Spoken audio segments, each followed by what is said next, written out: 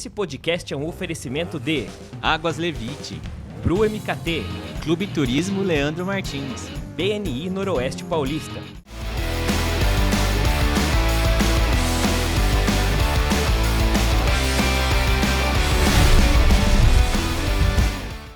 Fala galera de Rio Preto e região, começamos mais um episódio da nossa segunda temporada do Rio Preto Cast, um episódio super especial, muito importante, com conteúdo de muita qualidade, como sempre fazemos aqui, né, Leandro? Exatamente, e que saudade de gravar, hein? Fazia umas semanas aí que a gente tava sem gravar. Pra quem tá assistindo, não teve essa diferença, mas pra gente, Leandro passou 2 semanas viajando pro Brasil todo aí, né?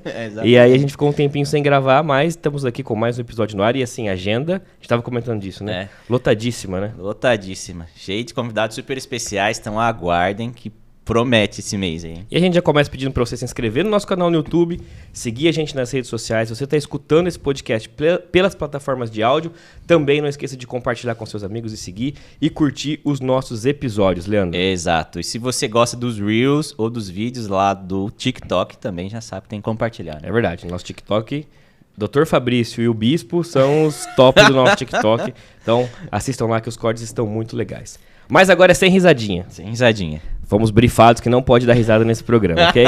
Que vai ser quase impossível. Mas vamos lá. A gente tá recebendo hoje, galera, uma advogada, a Fernanda Giacomini, que assim, viralizou no Instagram. É mesmo? Depois você olha lá os Reels dela no Instagram, já vi. que tem Reels com... É advogada de milhões. É mesmo? De milhões. Rapaz, tem Reels lá de milhões. Então é um episódio imperdível. É, imperdível. E a gente vai falar hoje sobre o direito das mulheres, a gente vai falar sobre o direito da família e sucessões. Fernanda, obrigado pela sua presença. Pra gente é um tema...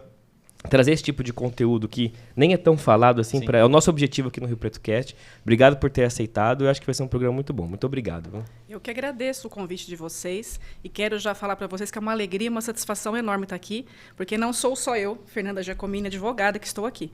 Eu estou hoje aqui representando milhares de mulheres que passam todos os dias por situações difíceis. E não vai ser assim uma conversa só técnica, jurídica.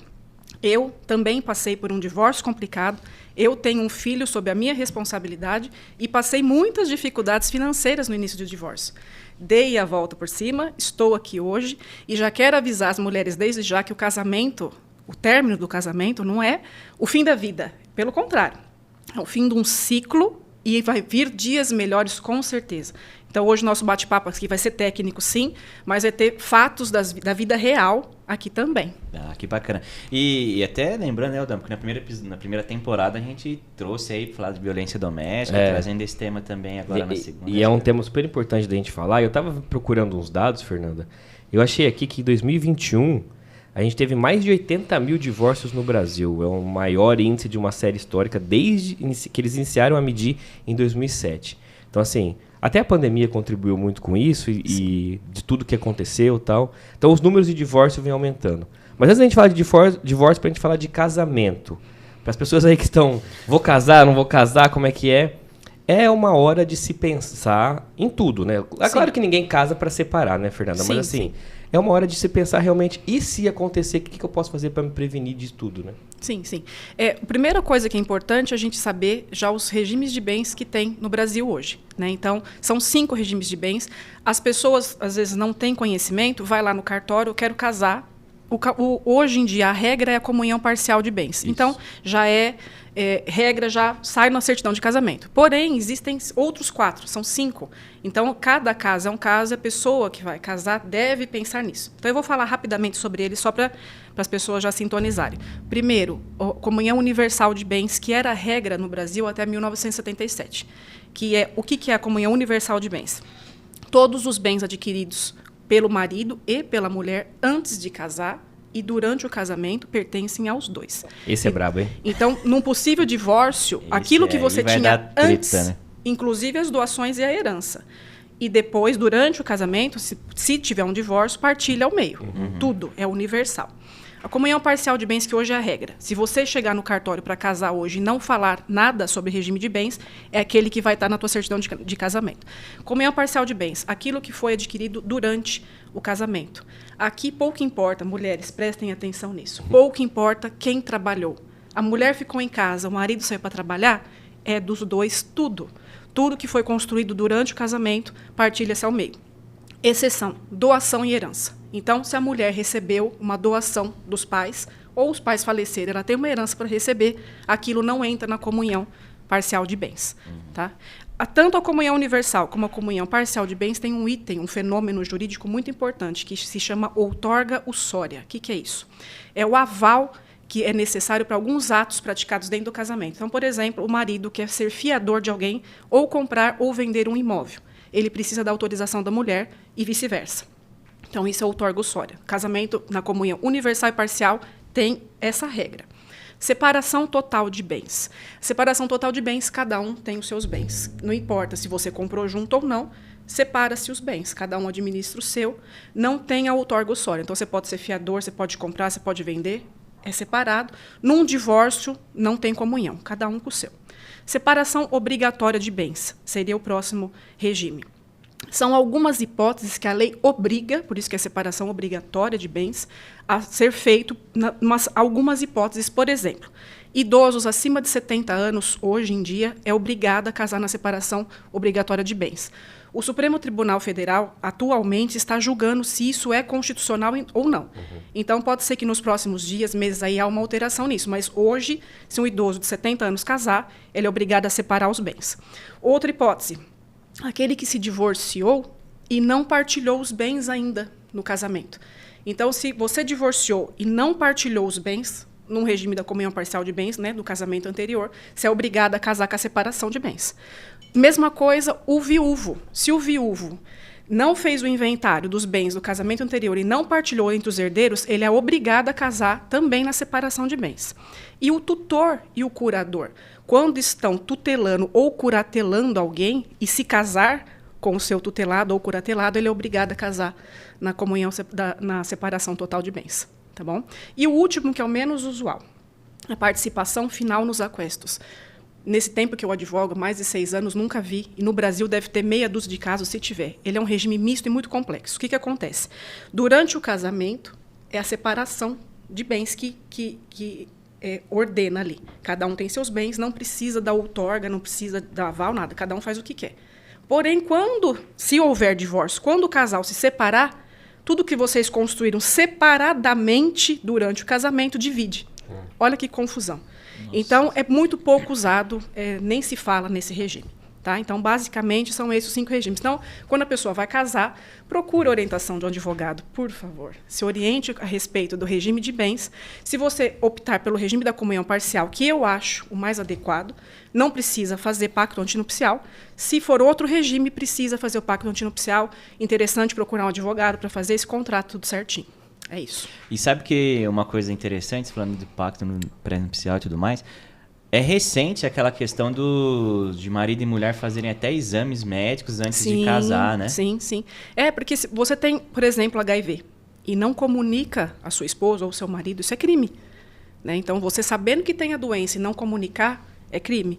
Então, tem gente que se prepara bastante e seria o ideal para todo mundo. Nossa, é bastante complexo, né? A gente acha que vai na onda, que tudo acaba normal, né? E aí, uma questão muito específica também que acontece, Fernanda, é quando existe crianças, filhos na jogada, né? Que aí o nível de complexidade aumenta e aumenta bastante. Muito, né?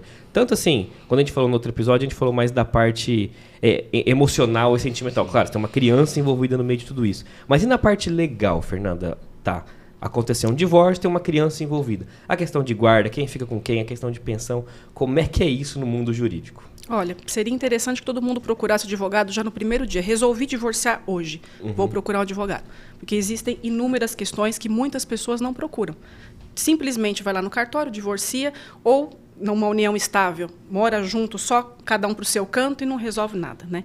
Então, hoje, o ideal é procurar um advogado e já determinar guarda. A guarda mais usual no Brasil hoje são 2 tipos. A unilateral, a responsabilidade é toda de do marido da mulher. No meu caso, por exemplo, meu filho, a guarda é unilateral. A responsabilidade é minha sobre meu filho. E a guarda compartilhada, que hoje aí é a regra no Brasil, que tem sido bastante complexo também. Pensão alimentícia, já tem que determinar desde já o valor. Acordo, gente, mulheres, acordo de boca não serve para nada. Pelo amor de Deus, como é que você vai tratar de um assunto vital, o alimento do teu filho, de boca? Hoje, o camarada concorda, vou pagar R$300 por mês. E acha que é o máximo. E amanhã ele não paga. Vou depositar só 150, é o que eu tenho. E, sabe? E aí a mulher me procura. Muitos casos.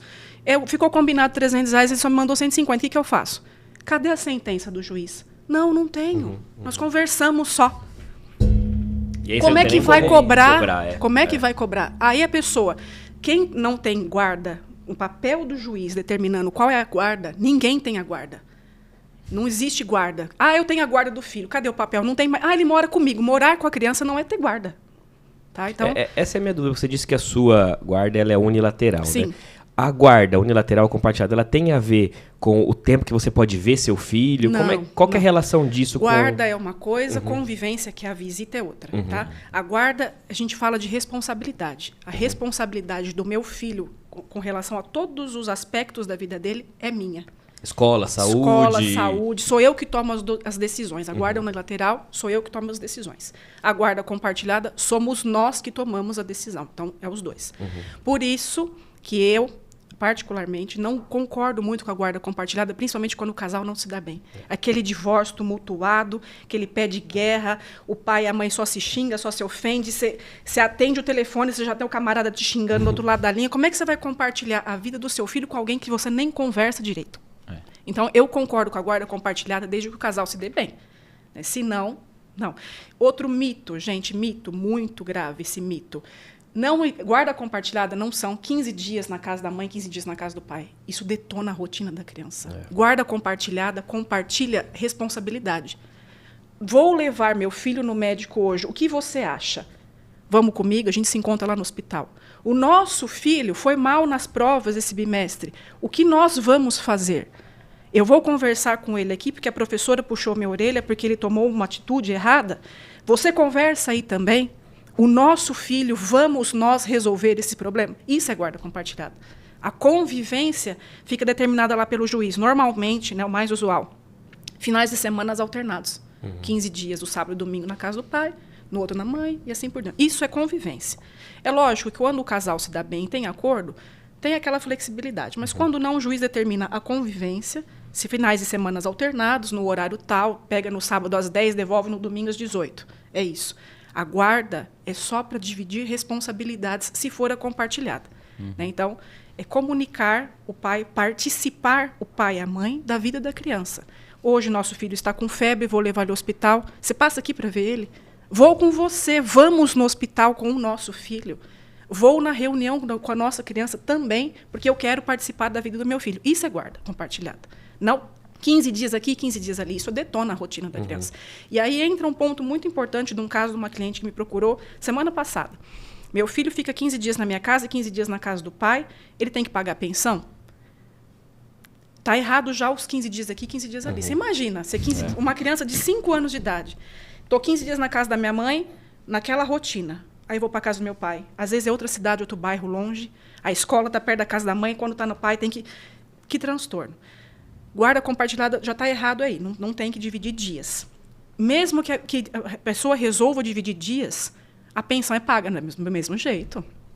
Pensão uma coisa, guarda outra, visita é outra. Uma coisa não confunde com a outra. Então, as pessoas confundem muito, as mulheres confundem muito e me procuram muito. Doutor, o que eu faço? Eu não quero ter guarda compartilhada. Meu filho não gosta de ficar lá na casa do pai, ele vai ter que ficar 15 dias lá. Não. Compartilha as informações, as responsabilidades. E a convivência, a visita, é só nos dias estipulados pelo juiz.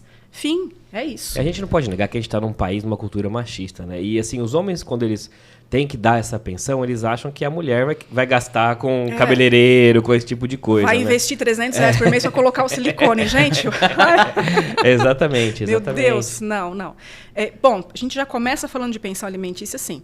O pai que precisa ser provocado pelo juiz para pagar o alimento do seu filho já não tem que nem ser chamado de pai. Isso, para mim, é um irresponsável. Você tem que ser lembrado que o teu filho precisa comer pelo juiz, não é pai, nem chama de pai. Entendeu? Já começa aí a conversa. O teu filho depende de você até os 18 anos de idade. A tua obrigação como homem é pagar o que for determinado e, por favor, um pouco mais. A criança fica doente, a criança quer um brinquedo no shopping, a criança quer um sorvete, a criança precisa de roupa, ela cresce, ela vê um brinquedo, ela quer. dá R$300 por mês, e quando compra um brinquedo, quer descontar da pensão. Avisa a mãe, passei na loja, gastei R$20 com uma boneca, desconta da pensão. Não vou depositar os 300, é 280. Não pode descontar nada de pensão. A pensão ela não tem opção para você, é R$300. Não tem negócio, bananei aqui. Não tem negócio. Inegociável. Inegociável, isso. Não tem conversa. É R$300 por mês? É R$300 por mês. Você comprou uma boneca, é a pensão e a boneca também. Você comprou roupa para a criança esse mês, é a pensão e a roupa também. Que não é mais do que obrigação. Sim, sim. E a gente vê até no teu Instagram mesmo, tem algumas questões que o pessoal pergunta sobre situações que podem impactar na guarda, né? Então, por exemplo, a traição é algo que pode impactar na hora do divórcio? Não. Ó, a traição ela foi retirada do Código Penal em 2005. Então, faz mais de 15 anos que adultério não é crime no Brasil. A única hipótese que a lei prevê é aquele que traiu, aquele que cometeu o adultério, não pode receber para si pensão. Então, por exemplo, a mulher que traiu o marido e depende do marido financeiramente, porque ficou em casa cuidando dos filhos. Chegou no fim do casamento, divorciou, pediu para si pensão. Não pode receber porque é ela que cometeu o adultério. É só isso. É só isso. Partilha de bens. Quem traiu, quem deixou de trair, recebe. Guarda. Não perde nada. Pensão alimentícia para o filho, nada. Direito de visita, nada. É tudo a mesma coisa. Não interfere. Adultério não interfere em mais nada na vida da pessoa. Tá? É isso. E se chegou na hora do divórcio, tem lá o regime e tem determinado que tem que dividir. E se o marido não quiser fazer isso, arrumar, como você falou, tem divórcios que são divórcios amigáveis, que tem, né? Às vezes você nem precisa de uma decisão judicial, né, tal. Mas tem divórcio que a gente sabe que até polícia no meio do negócio. Infelizmente, né? Infelizmente. E aí, Fernanda, o que é o caminho para seguir? Advogado. A primeira coisa, mulher que decidiu se divorciar ou que o marido não quer mais, independente dela querer ou não o divórcio, procura advogado. Já, sim. Imediatamente. Tem condição de pagar uma consulta? Ótimo. Não tem? Tem a Defensoria Pública. No Estado de São Paulo, a OAB tem um convênio com a Defensoria Pública, o advogado é de graça. Né? Então, cada um na sua cidade procura lá. Advogado, por quê? O que acontece? Tem muitas mulheres que me procuram. Ele me disse que eu não tenho direito a nada. Aí ele chegou para mim e falou para eu pegar minhas coisas e sair. O que eu faço? Estou desesperada. A opinião do teu marido não vale nada. Já te aviso assim, já. Não vale nada. É lei. Você está casado com comunhão parcial de bens, metade de tudo é teu. Não importa se você ganhou menos, se você trabalhou, se você não trabalhou. É isso. Então, procura advogado e se informa. Comunhão parcial de bens, tudo que foi construído durante o casamento, metade é seu. Metade da mobília, metade do carro, metade da moto, metade do terreno, metade da casa, metade de tudo. Então, dificilmente se sai com a mão abanando de um casamento. Só aquela mulher que acredita naquilo que o marido falou e sai de casa e, desesperada, chorando, volta para casa da mãe, de uma amiga, enfim. Então, se informa. Muito bom. Agora, voltando a falar de pensão. É assim, até um tema que a gente vê bastante na mídia, porque a gente vê jogador de futebol que é preso, artista que é preso, porque parece que é uma das coisas que realmente dá cadeia no Brasil. E é isso mesmo, Fernanda? Não pagar pensão dá cadeia. Não falo isso com felicidade, tá? Não fico feliz, mas vai preso. Pronto, acabou. Não pagou pensão, 1 mês de atraso. Não pagou pensão, a mãe já pode pedir a execução através da prisão. Por isso que eu já falo que acordo de boca não serve para nada. Porque se a mãe não tem uma sentença do juiz, seja num divórcio amigável, seja num divórcio litigioso, tem que ter a sentença do juiz determinando que a pensão tem que ser paga naquele dia, aquele valor. 1 mês de atraso, você pega aquele papel, leva para o teu advogado, está aqui, ó. Passou dia 10, hoje já é dia 10, ele não me pagou. O que eu faço? Então, o advogado, com até 3 parcelas de prisão, de pensão atrasada, a gente pede pelo rito da prisão. Então, o advogado faz o cálculo, uma tabela, e demonstra para o juiz, através do extrato bancário, por exemplo, ó, a pensão não caiu esse mês. Ou ele paga, ou ele justifica porque não pagou, e o juiz vai analisar essa justificativa e vai aceitar ou não, ou ele vai preso. E vai. Não pagou, não justificou, o advogado fica de olho. Naquela data ali que o juiz determina, que o juiz, quando analisa, ele já expede a decisão, a sentença e fala, você tem 3 dias para pagar ou justificar, senão é preso. O advogado já fica na tela do computador ali, 3 dias. No 3º dia, não entrou o papel ali da justificativa ou o comprovante do depósito, a gente já pede. Não pagou, prisão. Então, é expedido o mandado de prisão, a delegacia já é acionada e vai atrás dele e prende. prende. E aí tem a pena de que pode ser de 30 até 90 dias. Ou então a pessoa foi presa, a família se comove, vai lá, paga o valor e ele já sai. Aí paga. Aí paga, né? Isso é um caso comum que a gente vê. Normalmente, de um dia pro outro, o cara vai, aí no outro dia já paga. Já paga, já sai, às vezes não fica nem 24 horas. Mas eu acho um absurdo. Você ter que passar por uma situação dessa, ser preso, passar por esse constrangimento, porque você deixou de alimentar o seu filho. Enfim. E tem algo que pode ser descontado quando a gente fala em pensão, ou não? Não, a pensão, foi o que eu falei agora aqui, ela é inegociável, não pode descontar nada da pensão. Existe acordo, tem uma cliente minha que ela me ligou essa semana perguntando se estava certo, né? Que ela vai assistindo os vídeos, vai vendo, então ela fica na dúvida, né? O acordo que eles fizeram é um salário mínimo a pensão. Nesse salário mínimo ficou determinado perante o juiz que o pai paga a escola, R$800 da escola, e o que falta para o salário mínimo em dinheiro depositado na conta. E aí ela falou, mas não pode descontar da pensão, então tá errado, ele tem que pagar a escola e o salário mínimo. No caso dela, como teve o acordo, não é um desconto. O pai paga, a pensão que o pai tem que pagar é a escola e o restante que forma o salário mínimo. Agora, você tem que pagar um salário mínimo para o teu filho. Você vai lá no shopping e compra um Lego de R$500 para o teu filho. Esse mês aqui eu vou depositar R$700, que é o que falta para o salário mínimo, porque eu já gastei 500, então. Não. Você comprou o Lego, você paga a pensão também.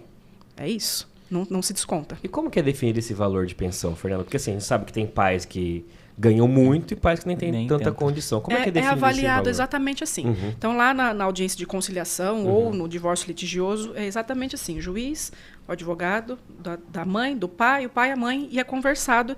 E aí os advogados, eles colocam no processo as necessidades da criança e o pai rebate com as possibilidades que ele tem de pagar. Então, a mãe faz lá uma tabela. Eu sempre oriento a fazer provas, pegar notinhas em farmácia, mercado, lojinha de roupa, enfim. Os gastos do meu filho são R$2.000 por mês, entre uma coisa e outra. Então, o correto é R$1.000 de pensão para cada um. A mãe metade, o pai metade. Esse é o justo. O pai vai lá e apresenta a possibilidade que ele tem para pagar. Eu ganho R$3.000 por mês. Eu posso pagar, no máximo, 30% do meu salário, 40% do meu salário, porque eu tenho aluguel, tenho outra família, então eu preciso sobreviver. Aí o juiz analisa a necessidade da criança, a possibilidade que o pai tem de pagar, a proporção de tudo isso e faz um cálculo. É isso. E normalmente demora ou não para ser analisado toda essa questão? Não, é rápido. Quando a gente entra com um processo já de pensão alimentícia, né, de divórcio com pensão, guarda e visita, o juiz já rapidamente já expede os alimentos provisórios. É aquele despacho, aquela liminar rápida. Né? Então, normalmente determina aí 30% do salário mínimo para ir pagando já até ser julgado e o alimento ser o alimento permanente, a pensão permanente. Né? Então, já é muito usual. É um despacho meio que pronto já, 30% do salário mínimo. Quando a situação do pai é boa e a necessidade da criança é alta, né, um padrão de vida é alto, o advogado já rebate aquele despacho ali, aquela sentença já. Fala, não, 30% do salário mínimo não, o pai tem condição. Aí o juiz já aumenta ali até o processo concluir, porque às vezes o divórcio litigioso demora. Né? Então, para a criança não ficar sem alimento, já é aquela decisão rápida, e aí o processo vai acontecendo. Mas a pensão alimentícia, guarda, visita, é sempre rápido. Precisa ser rápido. A criança não vai ficar ali esperando a vontade do juiz. Né? Às vezes a fila processual é enorme para poder comer. Né? E o que acontece se o pai melhora de condição nesse meio tempo? Por exemplo, fechou lá, eu vou ter que pagar um salário mínimo. Só que ele foi promovido na empresa, está ganhando muito mais, e ele não informa a mãe. Isso tem alguma coisa que a mãe pode fazer, se ela ficar sabendo? Como é que funciona isso? Claro. Hoje em dia, as redes sociais estão assim, muito utilizadas como prova. Né? Então, o cara tá lá em Maldivas. O camarada posta aí uma foto lá em Maldivas, ostentando a BMW lá, tomando um uísque caríssimo. Print. Eu sempre falo para minhas clientes. Printa tudo. Facebook, Instagram, sei lá, qualquer rede social, printa. E às vezes tem mães que já são, né, mais evoluídas, graças a Deus, vai lá e pede pro vizinho ali, para um amigo, ir lá e fotografar ele saindo de um apartamento, de um condomínio chiquérrimo, entrando na sua Mercedes e indo trabalhar. Então, a gente demonstra através de fotos e testemunhas para o juiz, olha, a condição de vida dele melhorou, a pensão é só isso aqui, eu quero que aumenta. O juiz analisa e aumenta. Tá? Inclusive, quando o pai é empresário, a criança também tem direito de receber as cotas. Uma parte, né? Ele é sócio junto com o pai, né? Então, tem tudo isso para ser analisado. Por isso que é importantíssimo a mãe procurar advogado. Porque, às vezes, a pessoa não tem noção disso. Então, mãe, procura advogado, explica a situação. Né? Meu ex-marido é empresário, ganha bem, tem inúmeros terrenos, tem apartamento na praia, tem carro, ganha horrores e só paga um salário mínimo para o meu filho. Nada vai mudar se ela não tomar a atitude de procurar o advogado. Nós vamos juntas juntar provas, provar para o juiz que aquilo é real e vamos aumentar o valor dessa pensão. Sim. É justo. Sim. Né? E é bom reforçar, né, mais uma vez, para as pessoas que não têm condição de pagar um advogado, para que ela procure a Defensoria Pública. Sim. Né? Cada estado tem sua regra. Aqui no estado de São Paulo, a OAB fez um convênio com a Defensoria Pública. Então, você vai lá na OAB da sua cidade, nomeia um advogado gratuito. Não tem como você escolher. É uma sequência, uma fila. Né? Aquele advogado que está ali naquele dia vai ser nomeado para você. Tanto os custos do advogado como os custos processuais são gratuitos. Porque existe também o custo do advogado, para quem paga o advogado particular, e o custo do processo. O processo não é gratuito. Sim. Porém, quem nomeia um advogado da defensoria já tem, consequentemente, os custos do processo gratuito também. Então, para quem tem medo de procurar um advogado porque acha que é caríssimo, o processo é caríssimo, não. Existe a possibilidade de ser de graça, principalmente para esse assunto que envolve filhos, menor de idade, guarda, visita. Sim. E tudo mais. E, Fernanda, quando a gente fala de adoção, né, a gente sabe que o sistema de adoção no Brasil ele é bem burocrático, mas vamos pensar que chegou no final, a família fez a adoção, né, o casal, e aí teve um divórcio. Como é que funciona na separação? A criança adotada também tem os mesmos direitos que a criança biológica? 100%. É 100% igual, tá? Inclusive, é um caso bem interessante, que talvez aí seja dúvida de muitas mulheres, né, de muitas famílias. Eu recebi um caso, há uns meses atrás, de um pai que adotou uma criança e veio me procurar, dizendo assim, a gente tem ciência que o pai e a mãe biológico do nosso filho são vivos. E chegou até nós que esse pai biológico faleceu. E agora? O meu filho tem direito à herança do pai biológico? E não tem. Tá? Quando o filho é adotado, a família biológica ela extingue, é como se não existisse mais.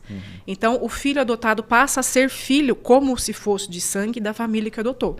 Então, ele tem todos os direitos que as crianças de sangue desse casal possuem. Então, se o casal divorciou, ele pode pleitear pensão alimentícia, guarda, convivência. Se, por um acaso, vier a falecer, direito à herança, tudo a mesma coisa. Tá? É igualzinho, 100%. E para a gente encerrar esse assunto de pensão, a gente estava conversando aqui fora do ar de a possibilidade de já a empresa do pai já fazer o pagamento direto do salário e tal. E quando, por exemplo, na empresa tem aquelas remunerações variáveis, como, por exemplo, participação nos lucros, ou empresa que paga bônus, que não está ali, às vezes, discriminado no divórcio e tudo mais. O filho também tem direito dessa remuneração que não é mensal? Tem sim. Aí cabe à mãe, né, procurar o advogado e falar, né, conversar com o advogado e falar, olha, existe essa possibilidade, né, o pai do meu filho recebe lucros, não são todos os meses, mas acontece 1 ou 2 vezes por ano, que seja. Como é que a gente faz? Só colocar e pedir para o juiz. Tá? E aí o juiz notifica a empresa e comunica. Quando houver, é para ser descontado X% desse valor. É só isso. Então, a mãe precisa ter um diálogo com o advogado. Sempre, sempre. O telefone do advogado tem que estar ali nos favoritos, em primeiro lugar. Tem que estar sempre com essa comunicação. Porque nada acontece automático. Se o juiz não souber disso e der a ordem para que isso aconteça, não acontece automaticamente. É o que muita gente acha. Faz um acordo de boca, o pai do meu filho parou de pagar a pensão, ele vai para a cadeia. Cadê a sentença? Não tem sentença. Você determinou a guarda, a visita, a pensão? Não fui. Nós fizemos um acordo de boca, agora ele parou de pagar. Eu achei que ele ia preso. Não acontece nada automático. Tudo tem que ser provocado ao juiz pelo advogado. Então, o advogado é seu melhor amigo, é seu best, é tudo. O advogado é tudo. Então, as formas assim que poderia, né, a questão de pagamento de pensão é pagamento lá da pessoa vai, deposita o dinheiro na conta da mãe no dia determinado. Outra é desconto em folha de pagamento diretamente da empresa. E aí tudo isso tem que ser comunicado ao juiz, a empresa, tudo é oficiada, dia 10 o dinheiro tem que estar na conta, tudo. Aí a mãe, que é inteligente, né, procura advogado, já pede para descontar 13º, férias, lucros e tudo mais. Tá? Não acontece automaticamente, mas meu filho não recebeu sobre o 13º, você pediu? Não, então não vai ter. Né? É isso. Sim.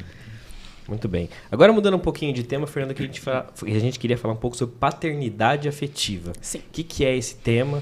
Como a gente pode explicar sobre isso para as pessoas? Paternidade ou maternidade socioafetiva. É um reconhecimento que o juiz faz para essa família, dizendo que aquele pai ou aquela mãe socioafetiva possui um vínculo de amor e de afeto tão grande que é como se fosse o filho de sangue.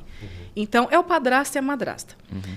Existe aquelas convivências nas famílias onde a criança conviveu com o padrasto ou com a madrasta a vida toda, só que não foi feito nada no papel, né? É como se fosse um filho e, enfim, não existe papel. E existe agora, tá na moda, vamos dizer assim, né?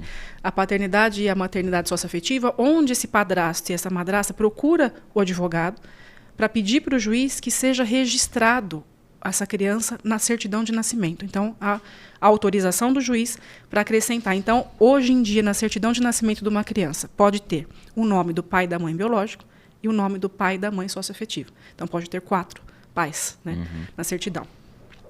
Isso é um reconhecimento jurídico. Tem que ter a autorização do pai e da mãe biológico, precisa ter uma conversa com a criança, dependendo da idade, né? Conversa com a criança. Se tudo estiver bem, o juiz vai analisar junto com laudos psicossociais, né? Assistente social, psicólogo, analisa toda essa situação. E aí, chegando à conclusão que realmente há um vínculo de amor e de afeto, que realmente é como se fosse um pai biológico ou uma mãe biológica, o juiz autoriza o registro na certidão de nascimento dessa criança. Quais são as consequências jurídicas desse ato de registrar? Exemplo, esse pai ou essa mãe socioafetiva faleceu. O filho registrado em seu nome tem direito à herança. O pai socioafetivo ou a mãe socioafetiva divorciou do pai ou mãe biológica. A mãe ou o pai biológico pode pedir pensão para esse pai ou para essa mãe socioafetiva. Tem direito à guarda, tem direito à visita. Então, é diferente da adoção. Tá? A adoção, você retira a família biológica e passa a ser seu filho. O registro, você está acrescentando mais um pai e mais uma mãe. Então, não extingue a família biológica, você só se acrescenta. E aí, as consequências desse ato jurídico para a criança é o mesmo como se fosse teu filho. Então, ele pode receber 2 pensões, do pai biológico e do pai que registrou. Né? Durante a vida, aí, o pai biológico separou da mãe, a mãe casou de novo, teve um casamento duradouro com esse padrasto, resolveu divorciar. A criança recebe pensão do pai biológico e pode pedir pensão para esse pai também, porque ele registrou, tem o nome dele na certidão de nascimento da criança, então cabe pensão. Cabe herança se esse pai falecer também, enfim. Tá? Então é isso. E falando ainda de paternidade, mas olhando um pouco para o outro lado, né? Que é até um vídeo que eu até vi no seu Instagram mesmo, que é aquelas questões em que o pai ele não quer assumir, aí a mãe vai, busca, faz DNA, e aí dá que o filho, lá o resultado é que o filho é dele e ele não aceita. Judicialmente, como que fica essa questão ali para a mulher, para a própria filha, filho, né? Olha, é bem complexo, né? Porque já começa a envolver sentimento e tudo mais. Se foi feito o exame de DNA constando que o pai é o pai da criança e o pai se recusa a registrar, o juiz autoriza o registro dessa criança na certidão de nascimento. Justamente para ter esses efeitos jurídicos. Porque se você não tem o registro desse pai na certidão de nascimento, você não pode pleitear uma pensão alimentícia, você não pode pedir uma herança em caso de falecimento. Então, a mãe já avisando isso, fala, meu filho vai ficar sem pai, como é que eu vou pedir pensão? E se morrer, não vai receber herança? O avô dele tem dinheiro, é rico, eles são ricos. Se morrer, não vai ter herança porque não quis registrar. Então, quando o juiz ordena, né, que há esse registro pelas provas, né, que tem, o exame de DNA, né, comprova, então o juiz ordena que seja registrado, e aí, a partir de então, começa a ter todas as consequências jurídicas do ato do registro. Tá bom? E, inclusive, se esse pai resolver não assumir essa criança, né, afetivamente, bastante me procura para isso também. E eu oriento e tenho casos já de ações de abandono afetivo. Indenização por abandono afetivo. A própria mãe pode pedir para a criança, enquanto ela for menor, até os 18 anos. A partir dos 18 anos, se a pessoa, né, se o adolescente, esse jovem, se sentir lesado, tem muitos danos psicológicos por abandono, né? E provar para o juiz que ela tem depressão, problemas até, né, psicológicos, pode ser processado esse pai por abandono afetivo. E tem dado indenização, tem saído. Aí o pai é obrigado a pagar 10, 20, 30, 50, 100 mil de indenização para a criança que ele abandonou afetivamente. E agora falando uma questão bem polêmica, a questão de herança. Se acontece algo que o pai ou a mãe tem direito a receber uma herança, essa herança é exclusiva da pessoa que tem que receber, do pai ou da mãe, do marido, da esposa, enfim, ou ela entra também nesses cálculos para quando tem separação, o filho tem direitos, tem filho adotivo, tem direito. Sim. Como é que funciona a questão de herança, Fernanda? Herança é o direito dos herdeiros. A esposa ou o esposo, né? Na comunhão parcial de bens, especialmente, é meeiro, que a gente fala, recebe metade, e a outra metade, os filhos. Então, todo mundo tem direito a receber. Não importa se o filho é adotivo, se o filho só é registrado, se é filho de sangue. Então, a esposa ou o marido recebe a metade que lhe é cabível, e os herdeiros também. E, inclusive, é muita dúvida que o pessoal acha, né? A pessoa casou na separação de bens. Recebe herança? Recebe. Ele não recebe se divorciar. Separação total de bens, se você divorciar, você não recebe nada, cada um com o seu. Mas se a pessoa falecer, você tem direito à herança na separação. Metade ou a tua proporção ali é recebível na herança também, tá? É isso. E a gente vê que é uma discussão que sempre tem, né? Tem que fazer o inventário enquanto tá vivo, porque depois que falece é uma mão de obra, porque aí tem que envolver todo mundo. Como que é isso? Ó, o testamento e a doação não são obrigatórios. Mas é isso que a gente está falando, né? Se a pessoa já se prevenir e fazer uma doação ou um testamento em vida, quando ele falecer, os herdeiros vão estar sossegados. Isso é para esse, isso é para esse, isso é para esse. Né? Então, evita aquele pé de guerra em inventário. Né? Então, qual que é a diferença aí básica de um testamento e de uma doação, assim, só para a gente entender? Testamento é um ato muito vulnerável. Então, eu hoje fiz um testamento para o meu filho dos bens que eu tenho. Quando eu morrer, espero que demore muito, o meu filho vai receber aquilo que eu deixei no testamento lá naquela cartinha há anos atrás. Porém, enquanto eu não morro, porque herança é só de gente viva, tá? Herança é só de gente morta. Herança de gente viva não tem, não existe. Tá? Muita gente fala assim para mim, nossa, meu pai tem 69 anos, está vendendo tudo, ele pode? Não. Não, herança é de gente morta. Ele pode fazer o que ele quiser com os bens dele. Então, testamento é muito vulnerável. Testamento você faz hoje, até o dia da sua morte, você pode perder esse bem, você pode vender, você pode comprar, você pode gastar tudo, você pode falir. A doação, não. A doação você doou hoje e a pessoa que vai receber, recebe hoje. Então, a doação, na minha opinião, é o ato assim, mais sensato, fácil, mais barato, porque testamento é caro, para você deixar no momento da sua morte as coisas mais fáceis. Inventário obrigado a fazer? Inclusive tem prazo para isso. Você tem até 60 dias a partir do falecimento da pessoa para dar entrada no inventário, para você não pagar a multa do imposto, que tem imposto para a gente morrer. O ITCMD, Imposto de Transmissão Causas Mortes. É o imposto. Você morreu, o herdeiro tem que pagar imposto. É isso. É verdade. Verdade. Até pra morrer tem que pagar. Então, você deixando um testamento ou uma doação pronta, o teu filho, teu herdeiro, tua mulher, enfim, no dia que você falecer, tá tudo certinho. Senão, é aquela brigaiada no inventário. E a gente tem até um pouco de preconceito de falar de morte, né? A gente evita falar esse tipo de coisa, mas como advogada, a recomendação é que realmente já comece, pelo menos, principalmente para as pessoas que têm muitos bens, tenho 20 casas, 20 imóveis e tal, já é bom, né? Sim. Tem que pensar é uma nisso, coisa que né? você não tem como prever, né? Hoje eu tô com 37 anos, pode ser que hoje mesmo, né, eu já venha a falecer. Mas quando você já tem uma certa idade ali, é interessante você procurar já um advogado e já ir vendo, né? O testamento é outro problema, né, que eu, como advogada, vejo no testamento. O testamento, se você fizer, você tem que ir alterando ele várias vezes. Porque às vezes você vai doar ali, tua casa, tua empresa, tu não sei o quê. Só que você vendeu a casa, tem que mudar o testamento. Aí você não sei o quê. Então já doa, né? E aí a pessoa que vai receber pode vender ou não aquele bem. Se você fizer uma doação com cláusula de usufruto, eu vou doar a minha casa para você, só que o usufruto é meu. Então até eu morrer você não pode vender, mas a casa já é sua. Entendeu? Então, eu recomendo aí, já que já toque nesse assunto. Um dia todos nós iremos morrer, então deixa as coisas mais fáceis, né? Tem 4 filhos, já deixa 4 para cada um. Uma casa para cada um, tá tudo bem, é isso. Já não tem essa mão de obra, essa briga toda aí, né? Sim. Porque quando fala em herança, normalmente o pessoal já fica meio com os cabelos em pés, né? Tem muito preconceito assim. Não, mas você quer que eu morro? Tá querendo que eu morro, por isso que você tá falando que você já quer minha herança, já quer meter a mão no meu dinheiro. Não é isso. É uma facilidade, é uma prevenção de brigas no dia do inventário. Porque tem inventário que tem que pedir para a polícia vir acudir numa audiência ali, porque o pessoal se pega no tapa de verdade. Então, se você deixa já doado, o que é teu é teu, o que é teu é teu, fim, pronto. Acabou. Né? E quando o falecido tem seguro de vida. Então ele morreu, ele vai ter o seguro, aí entra na mesma questão, né? Então divide, vamos supor, ele fez testamento, já doou tudo que... E ninguém sabia desse seguro, aí chegou esse seguro. Aí na hora de fazer o inventário, viram lá que tinha um seguro, na hora de dividir é a mesma coisa. É a mesma coisa. Mesma coisa.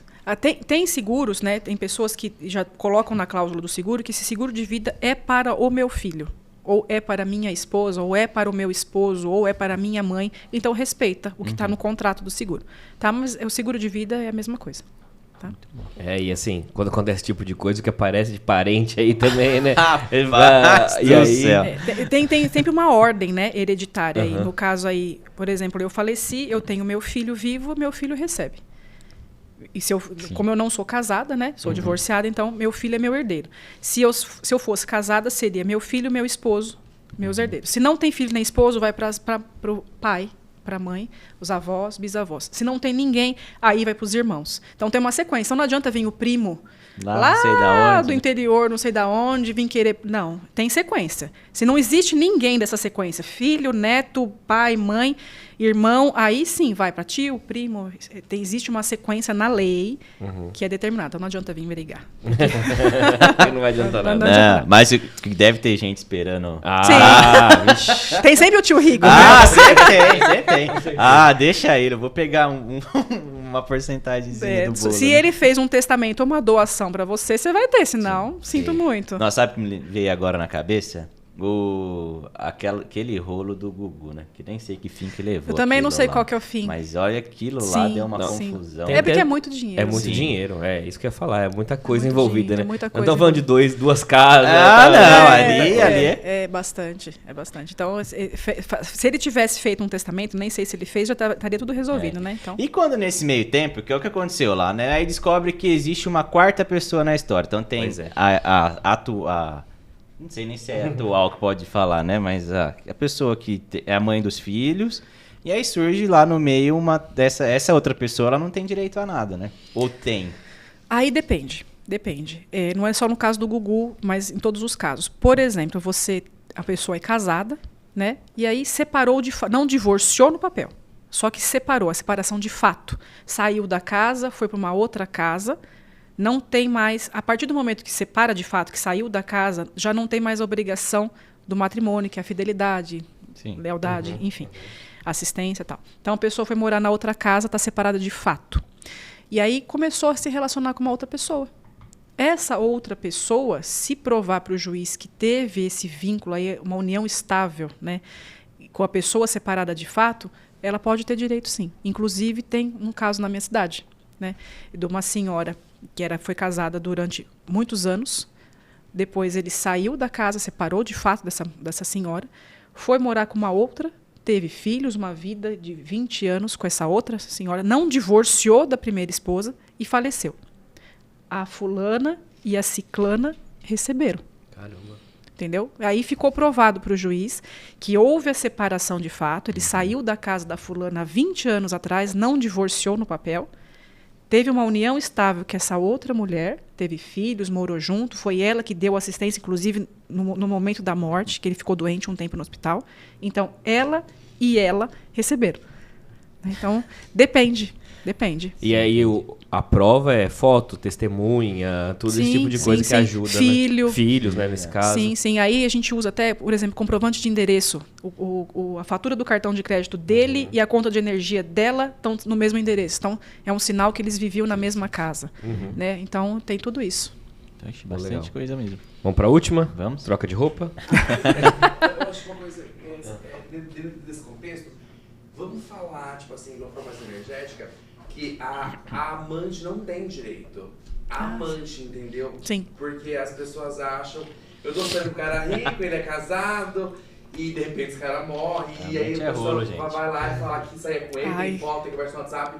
E aquela questão da música Maria, amante não tem lar, não tem nada, né? Isso aí dá pra continuar. A Adília Mendonça já cantava, né? Pode terminar, tipo assim, e a amante tem direito a quê? Nesse mesmo contexto, já, sim. Vamos falar disso. Pode perguntar, Adriana, atenção. E no caso de ter, como o Leandro falou, uma outra pessoa, se tiver uma amante nesse relacionamento, ela tem direito a alguma coisa? Não, aí não. Porque o que acontece? No primeiro exemplo que eu dei, a pessoa separou. Ela saiu da casa, foi para uma outra e teve uma vida, né? Nesse caso, ele continua, ou ela, né, continua casado, tendo ali as obrigações da lealdade, fidelidade, assistência, que é pedido num casamento, e possui uma outra pessoa também. Né? Então, a amante não tem lar, não tem direito, não tem nada. Tá? É a música da Marília Mendonça, não tem. A amante não tem direito porque ele continua casado. Então, é tudo da esposa. Tá? Então, amante, não. Esquece. Muito bom. Beleza. Nossa, já falamos muito, né? Acho que de várias coisas, já deu para esclarecer bastante pontos. E eu acho que é importante, Fernando, se deixar assim, uma dica para as pessoas, já falou muito, né, de procurar um advogado e tudo mais. Mas eu acho que é um ponto de deixar assim, ó, vá com segurança, né? Porque a gente sabe que tem há mulheres, há situações que se você for lá eu vou te matar, se você for lá, ou então eu vou lá e te... quanto você quer pra não ir, né? Sim, nossa, existe muitos. É a tal da violência doméstica, né? Tem muita mulher que acha que a violência doméstica tem que chegar no murro, na agressão, no tapa, pra achar que isso é uma violência e não é, né? Então, é bem complicado, é um assunto bem complexo também. Fernando, agora a gente chega numa parte do programa que é uma parte que eu acho que é talvez uma das mais importantes e também uma das mais tristes da gente conversar, né? Quando a gente chega num ponto de violência doméstica, é porque a relação entre dois seres humanos já chegou no fundo do poço. No limite. No limite. Como que a mulher pode se proteger dessas situações de violência doméstica? Tá. Primeira coisa assim, que eu já deixo bem claro assim, é mulher, né? Não espere chegar no tapa, no soco. Violência doméstica, ela já começa no psicológico. Na moral, no patrimonial, existem 5 tipos de violência. Né? Então, aquele camarada que chega e fala, você vai sair com essa roupa? Tá muito curto, você parece uma puta. Nossa, que cor de esmalte. E esse batom vermelho? Nossa, deixa eu ver teu celular. Quem que mandou mensagem no teu celular? Por que você não me atendeu? Odeio quando você não me atende. Isso já é violência. A gente não pode tolerar. Mulher não pode tolerar isso. Então, já começa a analisar teu casamento, teu relacionamento aí. Já nas questões, na pegaçãozinha de pé. É lógico que existe algumas coisas que são saudáveis, existe um ciúme controlado e tudo mais, mas aquela pessoa que já começa a usar com a voz violenta, não gostei da tua roupa, tira essa roupa, senão comigo você não vai. Já é violência, né? Então, não espera chegar no tapa, por favor. Quando chega nesse ponto que o respeito já acabou, tá? Hoje em dia, como é que está essa situação da proteção da violência doméstica? Hoje existe delegacias da mulher, ali onde eu moro, em Catanduva, tem a delegacia da mulher, a mulher precisa e deve ir lá fazer a denúncia. O delegado, a delegada ali já vai te dar toda uma instrução, já abriu o inquérito, enfim. Existem aplicativos hoje no celular que você baixa para você comunicar à delegacia ali, o órgão responsável, que você está sendo ameaçada, por exemplo. Então, você sai da delegacia com a medida protetiva. Né? Determinou ali que ele não pode chegar a 500 metros perto de você, e aí você tem ali um aplicativo. Fulano está chegando ali, você já aciona. A polícia já vai ali. Então, e outras coisas também. Você está dentro da delegacia, você saiu correndo da delegacia, da tua casa para a delegacia porque você estava sendo agredida, chegou ali, você foi atendida, fez o boletim de ocorrência e tal. Como é que você vai voltar para casa se o fulano de tal está lá te esperando? Né? E às vezes, muitas vezes, te ameaça de morte. Mulheres, você não vai ser morta. Né? Existem inúmeros mecanismos hoje de proteção. Você está na delegacia, o delegado vai te dar uma medida protetiva e a polícia, a viatura vai com você, senão ela mesma vai te levar até a sua casa.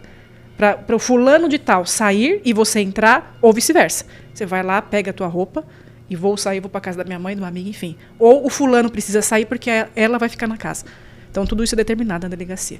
Então, não tem que ter medo, tem que ter a coragem de enfrentar isso, procurar a delegacia, procurar o advogado, já dar entrada no divórcio, pede medida protetiva e tudo mais. Então, existe todos esses fatores. No SUS, no hospital, a mulher que sofreu violência doméstica, que foi espancada, né, ela tem direito ao atendimento prioritário. Então, hoje existem diversos mecanismos para as mulheres criarem coragem, ir até a delegacia e fazer ali todo o procedimento que precisa ser feito para se proteger. Tá? Para aqueles casos, então, que o companheiro aí chega e fala assim, quanto você quer para sumir da minha vida? Acho. com um filho, pra me deixar em paz, né? Com um filho, com tudo, te dou, sei lá, 100 mil reais, você só finge que a gente nunca teve nada. Né? Não, isso aí é crime, né? Isso aí precisa denunciar. É uma violência também, né? Você ser ameaçada dessa forma. É uma violência. Você tem que ir na delegacia e denunciar. Procura teu advogado, tua advogada ali e já avisa, estou sendo ameaçada, o que eu faço? Nós vamos instruir o delegado, o advogado, toda a equipe ali, psicólogo, tudo mais, vai instruir essa mulher ao que ela tem que fazer. Não tem que ficar perdida. Assim, estou morrendo de medo de morrer, não sei o que vai ser de mim, vou para a rua, vou perder tudo, ele me bateu. Não. Existem muitos mecanismos. Delegacia, advogado, vai processo por processo. É lógico que é um momento de agressão, você não está calma, né? Mas nós estamos ali para te acalmar. Né? Então, procura ajuda. Vai na delegacia da mulher, procura teu advogado, liga, estou passando por o que eu faço? A gente te orienta, vai junto na delegacia, se for o caso, para estar ali do teu lado, sabe? Então, não é o fim, né?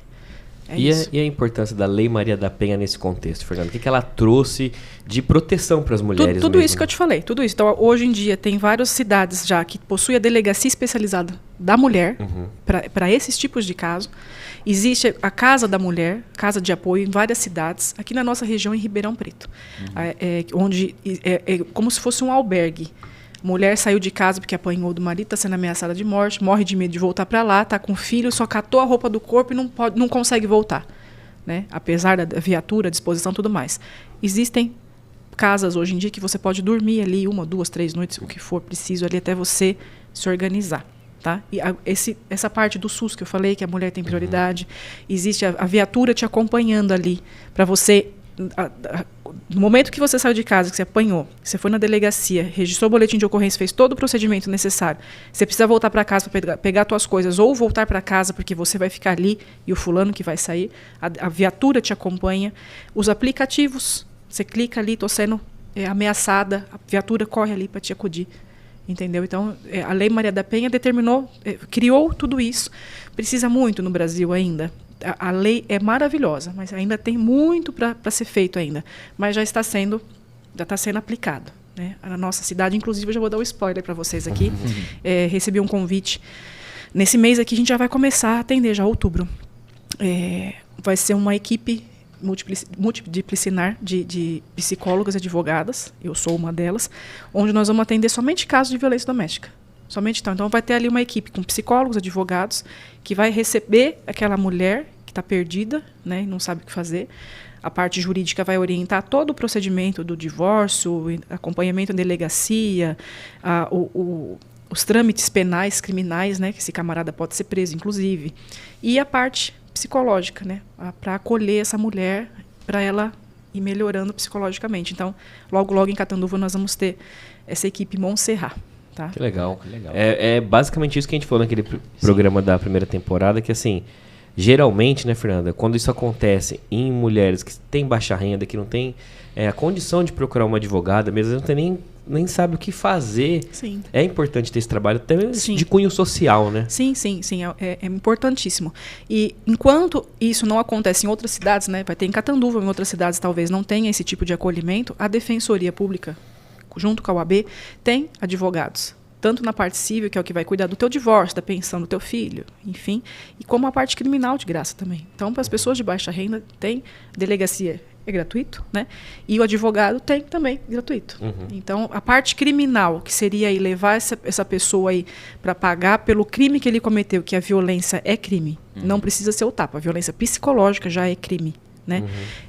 Vai determinar aí, a justiça criminal vai determinar o que vai acontecer com essa pessoa, a justiça civil, que é a minha área, já vai cuidando do divórcio, da pensão, dos direitos, da partilha de bens, enfim, né? Tudo que a parte civil determina. E o apoio psicológico também, né? Que é muito importante. Sim. E você dá algum tipo de orientação para essas mulheres que te procuram, que estão passando por algum tipo de violência, de começar a ter provas mesmo disso, né? Sim. Como que ela pode fazer? Porque, às vezes é uma palavra de um contra de outro. Como é que ela pode realmente provar que ela está passando? Exatamente. Sim. Eu oriento bastante no seguinte sentido. Começa a pôr para gravar o celular escondidinho ali, o bate-boca. Né? Põe o celular ali, ó, gravando a discussão. Se é uma conversa, uma agressão verbal, tira print da conversa. Manda para um celular de uma amiga, da mãe, de um parente. Porque às vezes a pessoa, o agressor chega ali, taca o celular na parede, quebra e perde a prova. Filma, já manda. Tira print, já manda. Sabe? Deixa armazenado no celular de alguém de confiança essas provas. Sabe? Sai pra rua gritando socorro. Os vizinhos são testemunhas. Né? Isso serve. Socorro, estou sendo agredida. Me ajuda. Faz escândalo mesmo. A testemunha ali serve para isso. Às vezes a pessoa não consegue pegar o celular para chamar a polícia, sai correndo, gritando, sabe? Não fica ali dentro de casa apanhando, morrendo de medo de morrer e não faz nada, sabe? Tenha coragem. Sai dali, sai gritando, sai correndo, já procura a delegacia, já faz o boletim de ocorrência, a pessoa já vai se acalmando, já tem essa equipe de psicólogo e advogado ali à disposição, nem em Catanduva, no caso. Os dias vão passando, as coisas vão se resolvendo, ela vai vendo que não foi o fim, né? Ela vai se libertando disso e outras possibilidades muito boas da vida vai surgindo, mas naquele momento ali é essencial a busca por socorro. Seja de que forma for, seja gritando na rua, seja ligando para a polícia, seja se trancando no banheiro, ligando para a polícia e gritando, pedindo socorro. Tem que ter assim, uma atitude no momento. Não fica calada, quieta, assim, apanhando, sabe? E a gente soube, né, que recentemente teve uma questão de mudança até para dentro de condomínio, que o síndico ele tem uma obrigação se ele desconfiar de alguma coisa. O condomínio ele tem obrigação legal de denunciar se tiver acontecendo agressão dentro do prédio onde ele é o síndico ali. É obrigação. Né? Então, já existem julgados ali, onde o síndico que fez a denúncia, antigamente era só a pessoa que estava ali sofrendo a violência. Hoje em dia, qualquer pessoa pode denunciar. E principalmente o síndico. Né? Então, se alguém que você conhece estiver sofrendo violência doméstica, denuncie. Denuncie. Existem vários canais aí, ir na delegacia, telefone, enfim. Faz uma denúncia, assim, que é importante. Esse negócio de que a gente ouvia de que briga de marido e mulher não se mete a colher, mete sim, principalmente na violência. E outra questão muito importante também é a parte da medida protetiva. Se a criança também está sofrendo agressões dentro de casa, a medida protetiva se estende à criança, mas isso tem que ser comunicado, verbalizado. A mãe chega ali, eu quero a medida para mim e para o meu filho. Então, se é um pai que mora fora de casa, teria que vir fazer a convivência com o filho, as visitas são cortadas ali na hora. Né? E se é o pai que já vivia ali, ele vai ter que se afastar, não pode chegar perto, não pode buscar na escola, não pode telefonar, nada. Esse pai vai ter que provar para o juiz que ele mudou a conduta e merece ter a convivência com o filho de novo. Então, a partir do momento que você pede uma medida protetiva para o teu filho também, encerrou a convivência ali. Tá? Normalmente é 90 dias, mas pode sendo prorrogada conforme a mãe vai provando que está sendo ameaçada. Então, nada acontece automaticamente. Tudo é uma provocação na justiça, seja pelo delegado, em caso de agressões, né? Seja pelo advogado. Então, por isso que é importante, eu acho essencial, a mulher buscar informação. Esse trabalho que a gente faz aí, os advogados têm bastante na internet, no Instagram, de informar essas mulheres, porque tem muitas que não têm noção do direito que tem. Acha que a palavra do marido é lei e perde tudo, apanha, acha que ela é obrigada a viver naquela vida horrível de agressão, porque é aquilo ali, pronto, acabou. E não. Buscando informação, a cabeça abre, né? E você busca os seus direitos. Não, super importante. Você me deu um gancho muito especial para a gente falar sobre Instagram. Porque você, como a gente falou no começo do programa, tem alguns vídeos seus que bateram números assim, impressionantes, né, Fernanda? A importância de ter esse canal aberto, que eu imagino que deve receber mensagens de mulheres que estão ali pedindo socorro, sim, né? E a importância que você vê disso para essas mulheres? É muito, né? Muito importante. Às vezes a mulher mora em cidades... Eu tenho muita procura de pessoas do Nordeste, mulheres do Nordeste. Muitas nordestinas que me mandam mensagem. Mora num interior, de um sertão, que nem internet direito não pega. Então ela está ali vendo no Instagram aquilo ali, ela fala, nossa, mas é exatamente a minha situação. Eu estou aqui sofrendo aqui, eu tenho direito e não sabia. Então, a mente dessa mulher abre, ela me manda mensagem, mas o que eu faço? Qual que é o primeiro passo? Procura advogado. Mas na minha cidade não tem. Onde tem defensoria pública perto de você? Você consegue chegar até lá? Vai até uma delegacia, entendeu? A pessoa fica ali vivendo num martírio, achando que aquilo é o fim. Ela é obrigada a viver porque vem daquela patriarcado, né? Aquele casamento que você é obrigada a aguentar tudo porque até que a morte nos separe. Se for a morte natural, ótimo. Agora, se for a morte porque foi provocada pelo amor de Deus, né? Então, você precisa tomar muito cuidado. Então, eu acho essencial. eu tenho gostado muito desse trabalho que nós estamos desenvolvendo no Instagram, de levar essa informação de forma gratuita, essas dicas que a gente dá no Instagram, porque abre os olhos das mulheres que estão nos assistindo, de muitos pais também, para enxergar que não é do jeito que quer. Paga a pensão se quer, vai se quer, faz o que quer. O divórcio você não tem direito porque eu estou mandando. Não, então a pessoa... Opa, eu tenho direito. Eu vou atrás. Ah, mas eu não tenho condição de pagar advogado. Tem de graça. Tem defensoria. Em todos os estados do Brasil tem a defensoria pública. Então, é isso. Show. E aproveitando as redes sociais, como que as pessoas encontram você nas redes sociais? Meu Instagram é Fernanda Giacomini ADV, né? Pode ir lá, me adicionar. Tem bastante mensagem. Não dou conta de responder tudo de uma vez, mas eu respondo na medida do possível. Eu sempre abro caixinhas de perguntas nos meus stories ali. O pessoal manda pergunta. Tem o link que você clica ali na minha bio, que direciona direto para o celular. A secretária atende, me direciona às consultorias jurídicas, né? Então, tem escritório em Catanduva também. Então, quem precisar falar comigo, tá fácil. Clica no link da bio ali, tá tudo certo. Manda uma mensagem no direct. E atende o Brasil inteiro, viu? Hoje em dia, por conta da digitalização dos processos, a gente consegue fazer processo no Brasil inteiro. Que legal. Então, dependendo do assunto, é complicado porque tem assuntos que você precisaria estar ali pessoalmente. Né? Principalmente quando envolve menor de idade. Mas a gente consegue resolver 95% das coisas à distância.